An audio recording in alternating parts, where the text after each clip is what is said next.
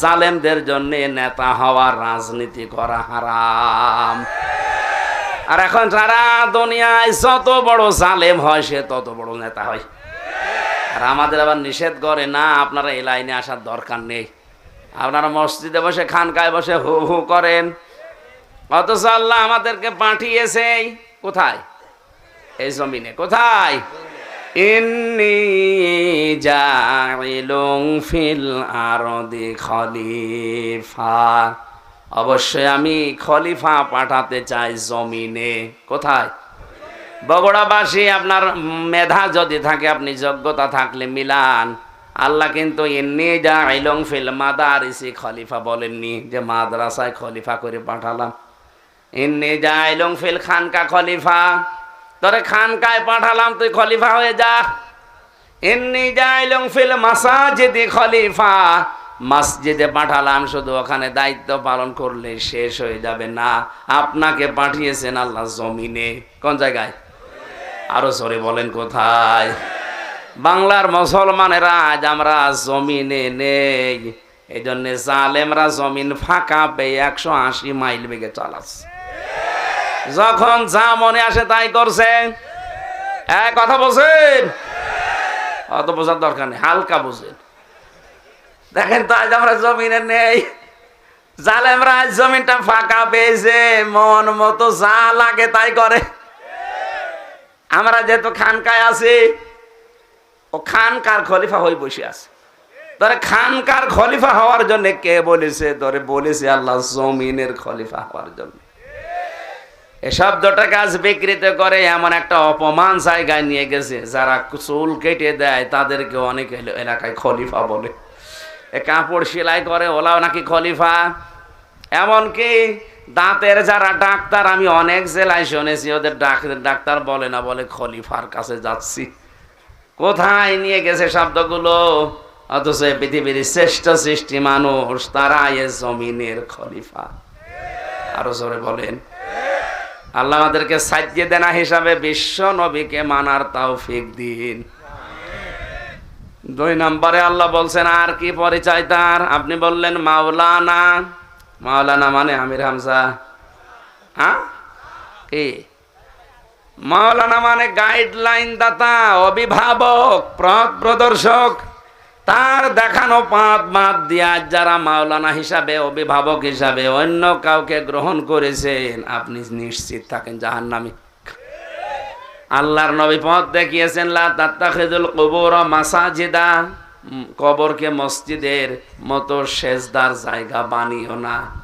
এই হাদিস তো আমি বানালাম নাকি? এই বলেন না কেন? অথচ যে দরুদ পড়ার পরে নবীরা আশেক দাবি করছে, গরম সুন্নি ঠান্ডা সুন্নি নাম দিয়েছে। তারা কবরের পাশে যে অনেকে পরীক্ষা দেবে, তাদের বলছে বাবা দোয়া করে দিন, কলম পড়িয়ে দিন। কোরআনে কারীম জানিয়েছে, হে নবী, সূরা ফাতিরের ভেতরে আছে, হে নবী, মারা যারা গেছে ওদেরকে আপনি কিছু শোনাতে পারবেন না। যে লোকটা মারা গেল সে যত বড় আল্লাহর ওলি হোক, ও কবরে শুনতে পারে কিছু? এক কথা বলে না কেন? আপনি কোন নিয়তে গেলেন? এটা তো নবীর আদর্শের পথ হয়নি। সাইয়েদিনা মাওলানা আপনার এখনো ঠিক হলো না। তিনি যে পথ দেখিয়ে গেলেন, ওই পথ বাদ দিয়ে বাঁকা পথে আপনি হাঁটতেছেন। সুতরাং কিয়ামত পর্যন্ত দরুদ পড়লে 10 বার নেকি হওয়া দূরের কথা, আপনার আরো গুনাহ হবে।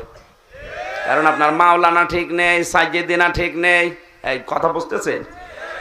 আল্লাহ আমাদেরকে দরুদ যেটা পড়েছি প্র্যাকটিক্যাল লাইফে কাজ করার তৌফিক দিন, বলেন আমিন।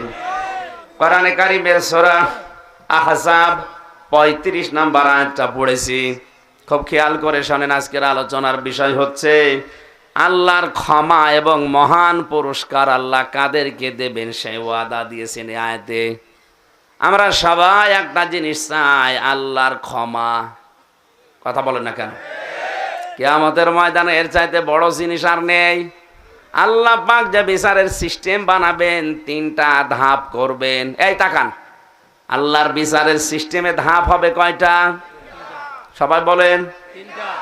অনেকে আজ বাংলাদেশের বিভিন্ন জেলায় ছড়ায় যে কিয়ামতে এক একটা পীর সাহেব, এক একটা দয়াল বাবা লক্ষ লক্ষ মরিদ নিয়ে মিছিল সহকারে উঠবে।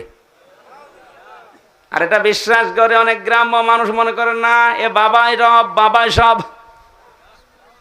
অথচ কিয়ামতে কথাটা পুরা মিথ্যা কথা, কোরআনের সাথে সাংঘর্ষিক। সূরা মরিয়ম 95 নম্বর আয়াত, অকুল্লুহুম আতিহি ইয়াউমাল কিয়ামাতি ফারদা।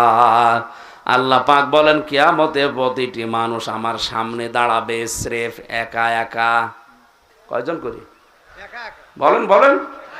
তাহলে যারা বলে কিয়ামতে মিছিল সহকারে পীর সাহেব আসবে, আয়াতের সাথে মিল আছে? আছে না, পোটাপনের মিথ্যা। হ্যাঁ, আয়াতের দ্বিতীয় সিস্টেমে ধাপ যেটা আল্লাহ বানাবে, তখন আর আপনার এবার ডাকবে আপনার নেতার সাথে। ইয়াউমা নাদউ কুল্লা উনাসিম বিমামিহিম ইলা আখিরি আয়াত। সূরা বনী ইসরাইল 82 নম্বর আয়াতের প্রথম 72 নম্বর আয়াতের প্রথম অংশে আছে আল্লাহ পাক বলেন কিয়ামতের ময়দানে প্রতিটি মানুষকে আমি আল্লাহ ডাক দেব আমার কাছে বিচার করার জন্য তার নেতার সাথে। এবার আগে নেতাকে, এরপরে কর্মীকে। আপনি একটু ভাবেন তো, আপনি যার পেছনে চলেন, যে নেতাকে মেনে চলেন, আপনি যে দল করেন করেন, আমি নিষেধ করছি না। এই আয়াতটার সাথে মিলান, কারণ এই আয়াতটা বিশ্বাস করেন তো? হ্যাঁ করেন।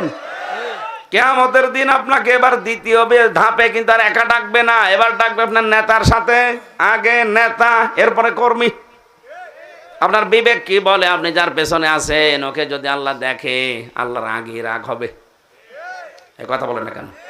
কারণ তার মাথা থেকে পা পর্যন্ত সুন্নতের কোনো বালাই নেই। আর আপনি তার পেছনে স্লোগান দিয়েছিলেন, আমার নেতার চরিত্র ফুলের মতো পবিত্র, নামাজ পড়ে না এক ওয়াক্ত। এরকম নেতার পেছনে যারা আছেন, বিবেক দিয়ে ভেবে বাড়ি যান, আমার ওপর রাগ না করে। যা আপনি কিন্তু নিজেই বললেন যে ওর দিকে তাকালে আল্লাহ মাফ করবে না, আপনি তাহলে ধরা খাবেন। এরকম ধরা খাবেন মনে হচ্ছে কারা? হাত তোলেন তো। এই এলাকায় মনে হয় এরকম লোক নেই, আলহামদুলিল্লাহ। না, ভালো মানুষ, নেতা ঠিক করে ফেলেছে। এমন কোন মানুষের পেছনে স্লোগান দেওয়া যাবে না যে মানুষকে আল্লাহ কিয়ামতে দেখলে আল্লাহর আগেই রাগ হয়ে যাবে, আমার পর্যন্ত আশা লাগবে না। অনেকেই মনে মনে ভাবে আমি নামাজ পড়ি, রোজা রাখি, আমার বউ পর্দায় থাকে, আমার ব্যবসা হালাল, একটু নাই সাপোর্ট করি, এতে কি? এতে কি? এতে কি আপনি বোঝেন? সূরা আরাফ 8 নাম্বার পানার 20 নাম্বার পৃষ্ঠা 3 নাম্বার লাইনের 83 নাম্বার আয়াতটা খোলেন। ফাংজাইনাহু ওয়া আহলাহু ইল্লা মারআতা কানাত মিনাল গাবিরিন। জেলখানায় থাকতে, এটা আমার আরো পরিষ্কার হয়েছে বেশি। তাফসিরে ফি জিলালিল কোরআনের ভেতরে তথ্য আছে। আল্লাহ পাক বলেন ফেরেশতা 2 জনকে পাঠালাম। আসরের সময় লূত নবীর কাছে এসে বলে, আল্লাহর নবী, আপনার জাতি সমকামিতায় লিপ্ত হয়েছে। পুরুষে পুরুষে এরা বিয়ে করে, নারীতে নারীতে বিয়ে করে। এটা যেটা বাংলাদেশে অনেকে চালানোর জন্য বিভিন্ন কায়দায় চেষ্টা চালাচ্ছে। এই যে শরীফ থেকে শরীফার যে গল্প সেবেনে, এটা কিন্তু এই লাইনে যাচ্ছে। সকালবেলা লোকটা বলছে আমি শরীফ, বিকালে বলছে না আমার শরীফা শরীফা লাগছে। শরীফা লাগলেই তো হবে না, এতটুকু লেগে যদি থাকতো, কিছুক্ষণ পরে বলবে আমি যেহেতু শরীফা, তাহলে আমার মহিলা হোস্টেলে সিট দেন, আর আমি যেহেতু শরীফা, আমার ভাবের কাছে থাকতে দেন। কথা বলছেন না কেন? যে মহিলা হোস্টেল, আপনার মেয়ে আছে, আপনার বোন আছে, আপনার ফুফু আছে, কথা বলেন। এ লোকটা যতই শরীফা দাবি করুক, মাল কি? মাল কি? যেই মহিলা হোস্টেলে আপনার মেয়ে, আপনার বোন, আপনার ফুফু আছে, ও মাল যতই বলুক আমি শরীফা, অত আসল জিনিস শরীফ। ওখানে থাকলে আগামী 10 বছরে জারজ দিয়ে দেশ ভরে যাবে। আর এটা যদি একবার হাইকোর্টে কায়েম করে ফেলতে পারে, আপনি তখন কিছু বলতেও পারবেন না, বললে আপনার বিরুদ্ধে মামলা হবে। কোন দিকে যাচ্ছে এই কথাগুলো তুলে ধরলে তখন বাতিল আর রাম আর বামরা বলে এ বুঝে ফেলিস, এরা আগে আটকা। এই কারণেই তো 3 বছর আপনি আটকিয়ে রাখলেন, তাছাড়া কি দোষ আছে? আমি আপনার মেয়ের দিকে তাকিয়েছি, আমার জীবনে চুরির অপরাধ আছে, ডাকাতি আছে, টাকা পাচার করা আছে। আপনি নিজের বিবেক থেকে বলেন, আপনি কোন অপরাধে আমারে রাখলেন 3 বছর? বলতেই গেলে আমরা জানে যে বুঝে ফেলেছে, জাতিকে জানিয়ে ফেলবে, আগে এরে ধরে রাখে। জাতি সতর্ক হও, লূত নবীর জামানায় কিন্তু এই গোনার কারণে ধ্বংস হয়েছে তারা। ফেরেশতা 2 জন এসে বলে, আল্লাহর নবী মাগরিবের আগে এখান থেকে চলে যান, গজব নাজিল হবে মাগরিবের সময়, কিন্তু সাবধান আপনার স্ত্রীকে সাথে নেবেন না। প্রশ্ন আসতে পারে, লূত নবীর স্ত্রীর চরিত্র খারাপ ছিল? না, পৃথিবীর কোন নবীর স্ত্রীদের চরিত্র খারাপ না। কোন হারাম রক্তের ভেতরে আল্লাহ নবীদের রক্ত প্রবেশ করার নাই। হ্যাঁ, তাদের চরিত্র ভালো ছিল, তারা চরিত্রহীনা ছিল না। কিন্তু লূত নবীর স্ত্রী তলে তলে এই সমকামী যারা, এই প্রকাশ্য পাপে যারা লিপ্ত, তাদেরকে নিচে নিচে সাহায্য করত, সাপোর্ট করত। বগুড়ার মানুষেরা একটু আপনার বিবেক কি খুলবে না? নবীর স্ত্রী সাধারণ মানুষের না, তার নিজের চরিত্র ভালো, সে চরিত্রহীনা না। শুধু চরিত্রহীনদেরকে নিচে নিচে সাপোর্ট করার কারণে আল্লাহ যদি তারে ধ্বংস করে জাহান্নামে দিয়ে দেয়, আপনি আর কোন জায়গার কে? মনে করেন আমি নামাজ পড়ি, রোজা রাখি, আমার বউ পর্দায় থাকে, আমি না একটু সাপোর্টই করি, তা আপনি একটু সাপোর্ট করে যদি জাহান্নামে না যান, লূত নবীর স্ত্রী জাহান্নামে যাবে কোন কারণে বলেন? সে তো আর সমকামী ছিল না, তার তো স্বামী ছিল। এক কথা বলেন। আমি আশা করি আপনি কথা বুঝেছেন। এরপরেও যদি না বোঝার ভান করে থাকেন, আগে দিকে আসেন, আসেন। কিয়ামতের সবচাইতে বড় জিনিস যেটা আল্লাহর মাগফিরাত, আল্লাহর ক্ষমা। এজন্য সব সময় মানুষের আমল হওয়া দরকার ইস্তেগফার আর ক্ষমা চাওয়া, আল্লাহর কাছে তওবা করা। এখানে একটা পয়েন্ট বলছি, অনেকে জানেন কি জানেন না জানি না, ইস্তেগফার আর তাওবা এটা কিন্তু এক জিনিস না। এর 2টা শব্দের মাদ্দাও এক না। ইস্তেগফারের আসল শব্দ গফারা। আপনি এটা সব সময় করতে পারেন, যখন তখন বলেন আল্লাহুম্মা গফিরলি আস্তাগফিরুল্লাহ, আল্লাহুম্মা গফিরলি আস্তাগফিরুল্লাহ, সব সময় বলেন, আপনাকে মাফ করবে আল্লাহ। 2 নম্বর যেটা তাওবা, এটা কিন্তু সহজ জিনিস না যত সহজে শোনা যাচ্ছে। কেউ যদি তাওবা করে তার 3টা শর্ত মানা লাগবে। কয়টা? ওয়ানিবু ইলা রাব্বিকুম ওয়া আসলিমু লাহু মিন ক্বাবলি আইয়াতিয়াকুমুল আযাবু সুম্মা লা তুনসারুন। সূরা জুমারের ভেতরে আছে, আল্লাহ পাক বলেন 1 নম্বরে সে আল্লাহর দিকে ফিরে আসবে, 2 নম্বরে আল্লাহর বিধানের সামনে আত্মসমর্পণ করবে, 3 নম্বরে 2টি কাজ করবে ওই সময় যখন তারে আর সাহায্য করা হবে না। তার মানে মরণের সময়। কোন সময়? মরণের আগে আপনাকে কাজ করা লাগবে। এখন মরণ আসবে তো 71 সালে, কখন? যখন তখন মানে আমি বসে আছি, উঠতে পারবো সে গ্যারান্টিও নেই, মরে যেতে পারি। সুতরাং তাওবা যদি কেউ করে, এখন আর আস্তাগফিরুল্লাহ আল্লাহুম্মা গফিরলি না, তাওবা এখনই করা লাগবে। এক কথা বলেন। আল্লাহর কাছে কেউ যদি তাওবা সত্যিই করতে পারে, আর ওই কাজ যদি আর রিপিট না করে, সকালে জেনা করে এসেছে, এসে বলছে আস্তাগফিরুল্লাহ রব্বি মিন কুল্লি যামবিন, আমি আর করব না, বিকালে আবার সুযোগ বলছে পরে আবার তওবা করে নেব, এটাই আর কি মারা হবে। এটা কি? কারণ তাওবা জিনিসটা কি? কেউ যদি তাওবা করে, ওর পেছনের অপরাধ আল্লাহ মাফ করে দেয় না, ওই জায়গাটা মাফ করে দেওয়ার পরে ফাঁকা জায়গা নেকি দিয়ে ভরাট করে দেয়। সূরা ফুরকানের ভেতরে তথ্যটা আছে, ইল্লাল্লাযীনা তাবু ইল্লাল্লাযীনা আমানু ওয়া আমিলুস সালিহাত ইলা আখিরি আয়াত। আমার মূল বিষয় ছিল এখানে এইটা, কোন মানুষ যদি আল্লাহর মাগফিরাত পেয়ে যায়, ও যেন সব পেয়ে গেছে।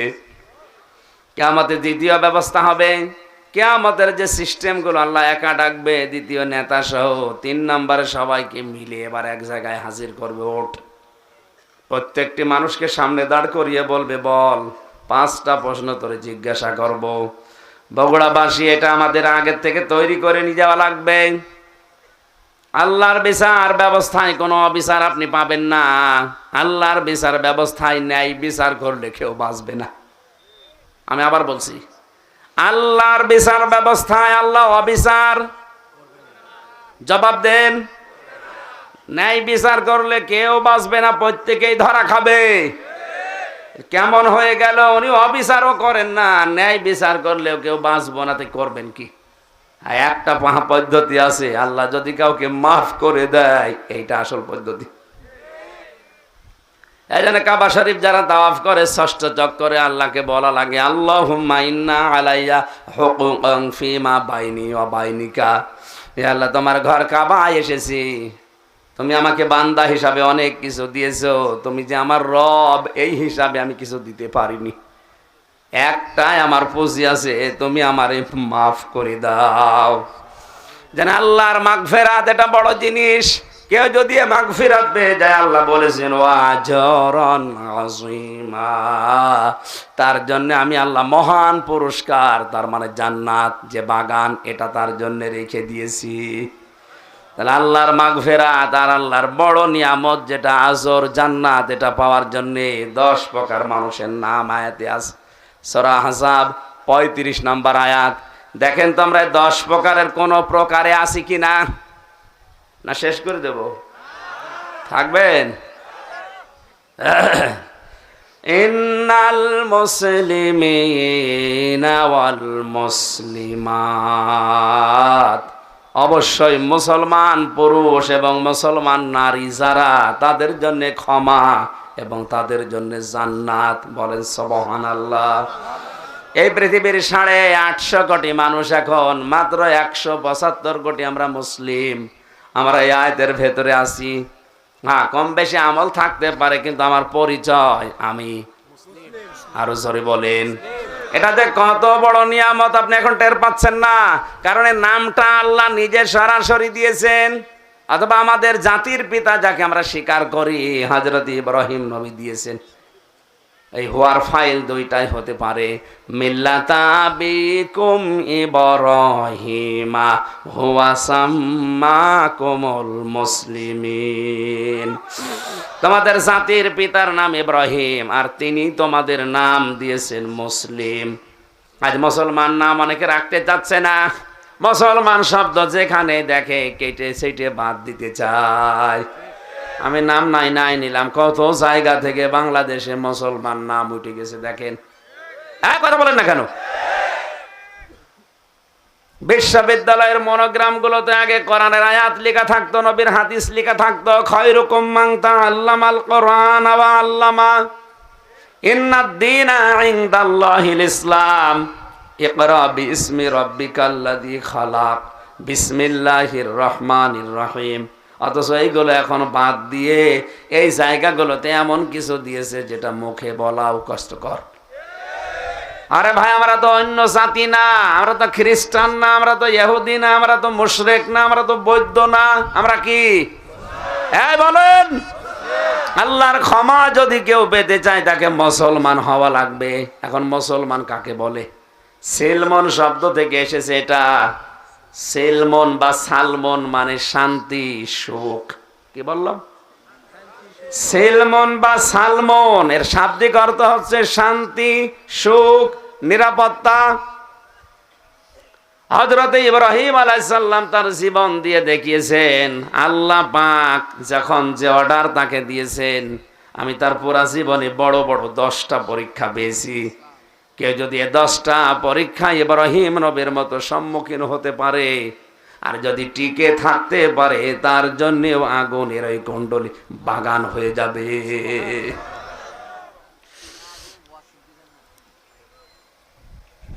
শেষ করে যে মনে হচ্ছে মানুষের এখন তাড়া আছে। না মানে আমি তো কেবল শুরু করলাম। 10টা এক একটা যদি 20 মিনিট করে হয়, কত সময় লাগবে? আপনারা আরো আগে তুলবেন না, তুলে এসে বসিয়ে রেখেছেন, দেরি হয়ে গেল না? আমার আবার রাতে এসার পরে মাহফিল, সেই টাঙ্গাইল ঘাটাইল, এত দূর যাওয়া লাগবে। এই মাহফিলটা শুধুমাত্র এই রব্বানি ভাইয়ের মুখের দিকে তাকিয়ে নেওয়া, আমি এটা নিতাম না। আমার গলায়ও পারে না, ভেতরের মাল মশলা সব তো অকিছু হয়ে গেছে। 3 বছরে কি খেলাম আল্লাহ জানে। আর এগুলো তো জেলা কারাগারের মতো না, ওটা হচ্ছে হাই সিকিউরিটি কারাগার, কিচ্ছু ঢুকতে দেয় না বাইরে থেকে। এক ঘরের ভেতরে 24 ঘন্টা এই ফাঁসির সেলের ভেতরে তালাবদ্ধ থাক। আমার মনে হয় পাখি যারা থাকে কি কষ্টে যে থাকে আমি নিজে টের পেয়েছি। ওইভাবে যদি কেউ 10 বছর থাকে আর যোগাযোগ যদি বাইরের বিচ্ছিন্ন হয়ে যায়, ও অটোমেটিক পাগল হয়ে যাবে। অথচ কোরআনের পাখি এভাবে 13টা বছর কাটিয়ে গেল। এখন ইসলামী আন্দোলন যারা করে, কত মানুষ এভাবে, কেউ 22 বছর, কেউ 25 বছর। আলজেরিয়ার কারিগরে আব্বাস মাদানাস 32 বছর জেলে। আর এখন অনেক মানুষ এসব নেই, ও এখন হো হো নিয়ে আসে, ও মুসলমান, ওইটাও মুসলমান। আমি যে তাফসীরের রেফারেন্স গুলো দিচ্ছি, এটা কারাগারে বসে লেখা সাইয়েদ কুতুবের। তারা কারাগারে বসে তাফসীর লেখে, আরে খানকায় বসে শুধু পেট মোটা করছে। ইন্নাল মুসলিমিনা ওয়াল মুসলিমাত, নারী হোক পুরুষ হোক, মুসলমান ওইটা যে আল্লাহর বিধান জানার পরে আর কোনো প্রশ্ন করে না। এটা যে প্রশ্ন করে না তার প্রমাণের পরের আয়াত 36 নম্বর আয়াতে আছে। সম্মানিত ভাইরা, না এখন ব্যাখ্যা করা ঠিক হবে না, আজান হচ্ছে আর আমার চলে যাওয়া লাগবে। আমি 4টা পর্যন্ত সময় নিয়েছিলাম, 4:30 পার হয়ে গেছে। এ পর্যন্ত দেখে নিয়েন, পরবর্তীতে কোনো জায়গায় আসলে রাতের বেলা মাহফিল নেবেন, দিনের বেলা মাহফিল এভাবে হয় না। আল্লাহুম্মা আমিন। রব্বানা আতিনা ফিদ দুনিয়া হাসানা ওয়া ফিল আখিরাতি হাসানা ওয়া কিনা আযাবান নার ওয়া আদখিলনাল জান্নাতা মাআল আবরার। বড় আশা নিয়ে তোমার বান্দা বান্দিরা কোরআনে কারীম চাতক পাখির মতো শুনছিল, যতটুকুই বুঝিয়েছি আল্লাহ সবাইকে আমল করার তৌফিক দাও। আমার কণ্ঠটা তুমি আগের অবস্থায় ফিরিয়ে দাও, আমার শরীরটা তুমি মেহেরবানি করে দ্বীনের জন্য ব্যাখ্যা দ্বীনের জন্য খরচ করার মতো সেরকম যোগ্যতা দাও। মা বোনেরা পর্দা আড়ালে বসে আছে, এদেরকে খাদিজার মতো আয়েশার মতো বানাও। যত আলেম এখানে এসেছে, মাওলানা গোলাম রব্বানী সহ, মাওলানা হুসাইন সহ যত আলেম এখানে এসেছে, আলেমদেরকে আলেম হিসাবে কবুল করো। আমাদের অনেকের মা বাবা নেই, আল্লাহ মা বাবাকে মাফ করে দাও। মাহফিলটা করার জন্য তোমার যে যুবক বান্দারা এত কষ্ট করেছে, হযরতে ওমরের মতো এদেরকে হেদায়েত নসিব করে দাও। এ বগুড়ার মাটি তুমি ইসলামের মার্কাজ বানিয়ে দাও। আল্লাহ চর্ম চোখে শুধু এইটাই দেখতে চাই, কোরআন দিয়ে দেশটা চললে কেমন দেখা যায়। তুমি আমাদের জীবনে ভয়ঙ্কর কঠিন কোন পরীক্ষা নিও না আল্লাহ, আমরা অত বড় ইমানের অধিকারী না। হযরত ইব্রাহিম আমাদের জাতির পিতা, বড় বড় পরীক্ষা তুমি তাকে 50টার উপরে নিয়েছিলে, সব চাইতে বড় পরীক্ষা 10টা। এই 10টা পরীক্ষায় তিনি একেবারে ফার্স্ট ক্লাস ফার্স্ট হয়েছে। আমরা তার সন্তান হিসাবে আমাদের জীবনে যদি ছোটখাটো পরীক্ষা আসে, আমরা যেন ইব্রাহিম নবী আমাদের বাবার মতো পাশ করতে পারি। আগামীতে মাহফিলটা কোরআনের জন্য আরো বিশাল আকারে তুমি কবুল করে নিও। এলাকায় মাটির নিচে যত মানুষ ঘুমিয়ে আছে, মেহেরবানি করে মাফ করে দাও। রব্বুল আলামিন মাওলানার বাড়িতে ছিলাম, তার বাড়ির উপরে রহমত নাজিল করো। আসমান জমিনের বালা মুসিবত থেকে তুমি বাঁচাও, ষড়যন্ত্রকারীর ষড়যন্ত্র থেকে, হিংসুকের হিংসা থেকে, জালেমের জুলুম থেকে তুমি তাকে রক্ষা করো। আল্লাহুম্মা লা তারুদ্দানা খায়বিন, আল্লাহুম্মা লা তারুদ্দানা খায়বিন, আল্লাহুম্মা লা তারুদ্দানা খায়বিন। তাই একেবারে খালি হাতে ফেরত দিও না। মাথা নিচু করেন, চক্ষু বন্ধ করেন। আল্লাহ তোমার শান মনের কসম, একেবারে খালি হাতে ফেরত দিও না। আমরা অসুস্থ, আমরা মুসাফির, আমরা মাজলুম, মেহেরবানি করে এদিকে তাকিয়ে আজকের মোনাজাত কবুল করো। যে ষড়যন্ত্র হচ্ছে আমাদের ঈমান দ্বারা ঠেকানো সম্ভব না। তোমার ঘর আব্রাহা ভাঙতে এসেছিল, নবীর দাদা বলেছিল এ ঘরের দায়িত্ব আমার না, ঘরের মালিক যিনি তার দায়িত্ব। এদেশে ইসলাম থাকবে কি থাকবে না, ঈমান নিয়ে টিকে থাকা যাবে কি যাবে না। যাদের জন্য তুমি মাগফিরাত এবং বড় বড় নিয়ামতের পুরস্কারের কথা ঘোষণা দিয়েছে, তার প্রথম নাম্বারে মুসলমান। আমরা মুসলিম হিসাবে থাকতে পারবো কি পারবো না, এটা বড় চ্যালেঞ্জের মুখে পড়েছে। তোমার কাছে দায়িত্ব দিলাম আল্লাহ, তোমার নবী ইব্রাহিমের সন্তানদের তুমি বাঁচাও।